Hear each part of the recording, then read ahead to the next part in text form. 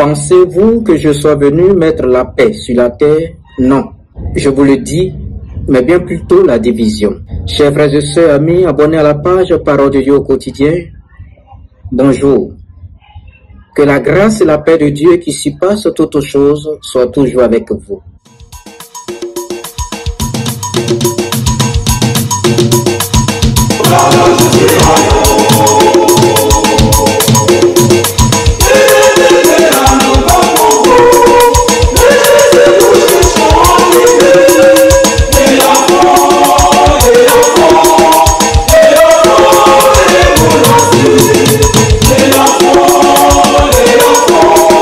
Aujourd'hui, 20e dimanche du temps ordinaire de l'année C, à entendre Jésus nous parler ce matin, nous sommes en quelque sorte surpris. La parole de Jésus ce matin peut nous paraître bouleversante. Jésus qui durant toute sa vie a guéri les malades, rassasié les affamés, a fait revenir à la vie les morts, a aimé les siens qui étaient dans le monde jusqu'au prix de sa vie et qui ne cessait d'accorder son pardon en un mot, qui ne cessait de faire le bien là où il passait, ce matin affirme qu'il n'est pas venu apporter la paix, mais la division, et cette division même au sein de nos familles.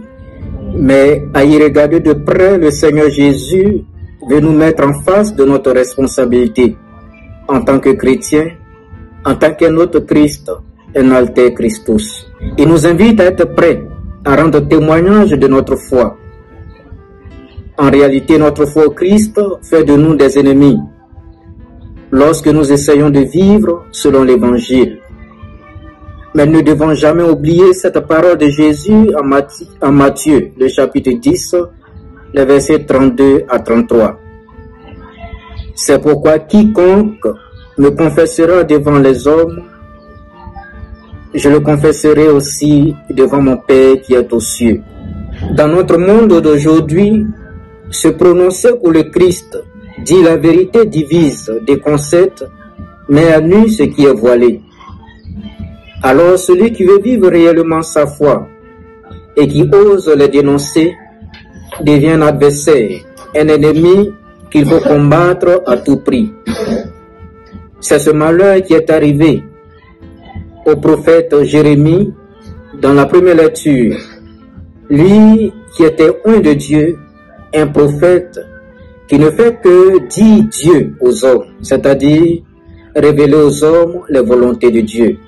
Jérémie, dans l'exercice de sa mission de prophète, a beaucoup souffert du fait de la vérité qu'il disait de la part de Dieu.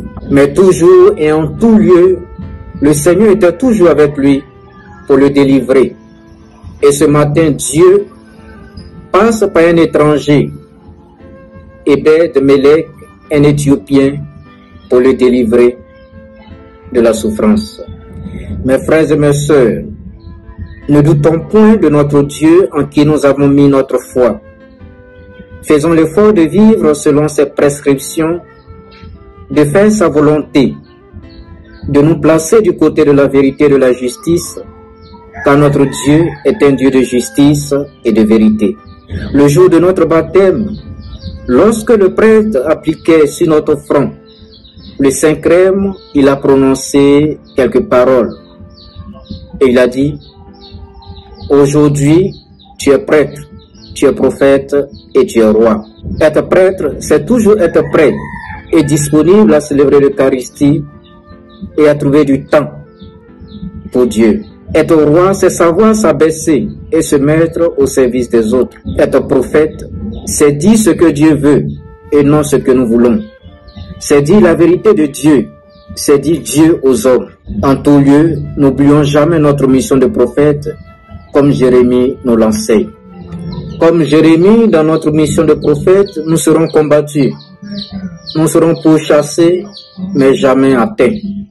Car comme le souligne le psaume de ce matin, même étant pauvre et malheureux, le Seigneur pense toujours à nous.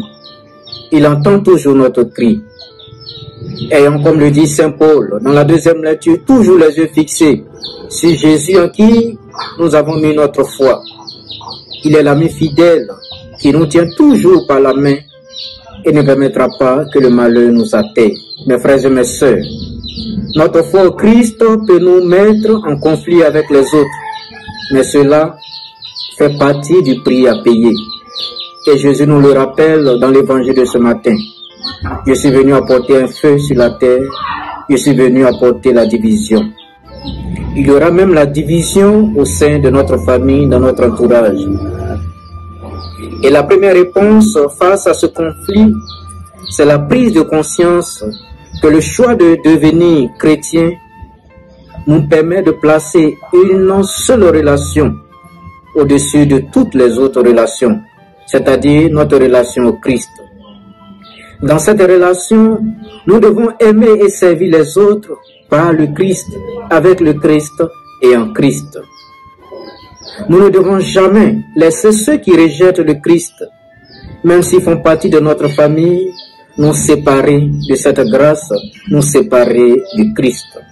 Lorsque ces divisions surviennent, lorsque ces divisions arrivent, nous devons continuer à témoigner de son amour en suppliant le Seigneur pour qu'il les transforme et ôte de leur vie toute opposition à la parole de vérité.